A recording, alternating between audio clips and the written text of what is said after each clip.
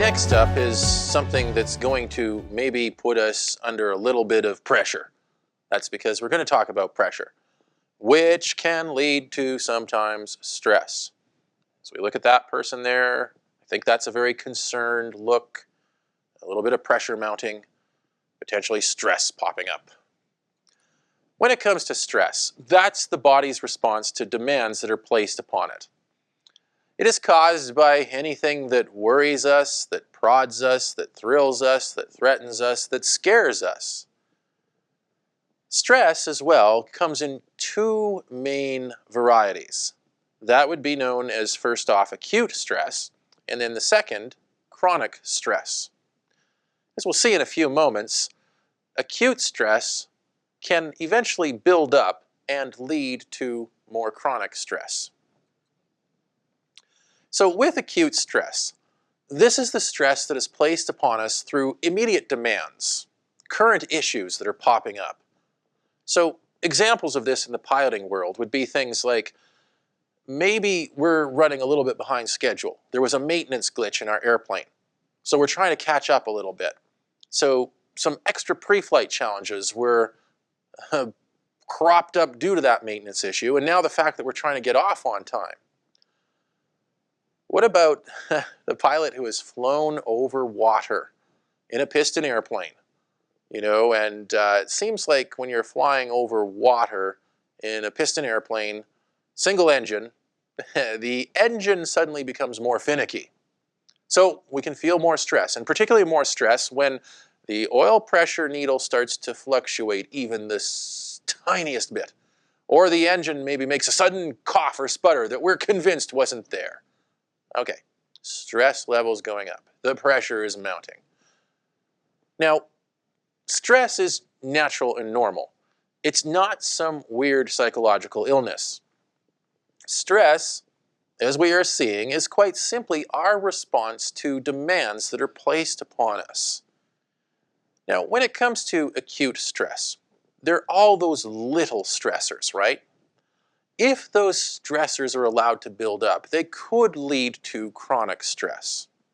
Now, chronic stress can also be the result of not just these little things building up, but bigger, longer-term demands that are placed on us. Chronic stress is that kind of grinding stress that wears you down day after day, year after year. Chronic stress destroys bodies, minds, and lives. It wreaks havoc through long-term attrition.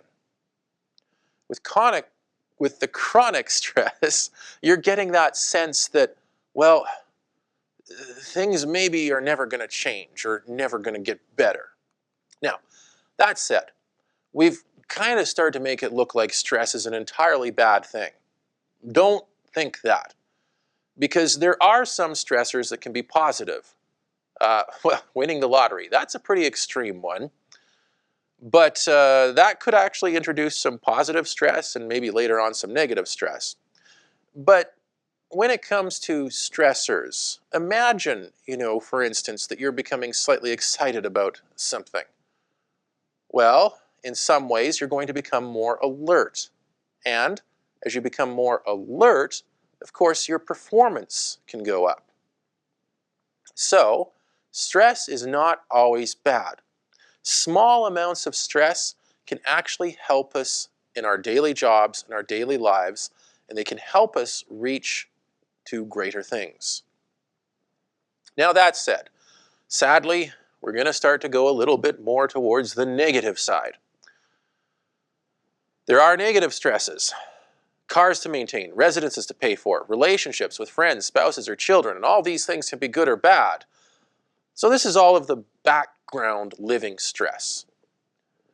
As mentioned, some of it positive, some of it negative. The positive stuff, though, that can really motivate us.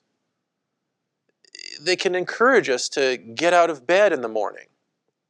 I mean, all right, so maybe your son has a big football game the next day, and you're actually like really pumped up about it, but you're feeling a little bit of pressure. Oh, I hope he wins, and still, you're going to want to get up that next morning and go and cheer for him in the stands like crazy, right? There's something to live for. Yeah, right on. Let's go watch him win. encourages you to get out of bed in the morning. Stress can motivate us, but too much of it can inhibit us. Negative stress, particularly so. So we've introduced the idea that stress can be good. It can also be bad. In most cases, when stressors are positive, here's what happens. In terms of performance along this axis, we've then got the stress as it mounts. So what we can see is here, when we're bored, sitting on the couch, just watching TV, doing nothing, of course, your performance levels are low. Not very likely that sitting on that couch, anything's going to happen to you. You can be bored, but you're not doing anything in terms of performance either.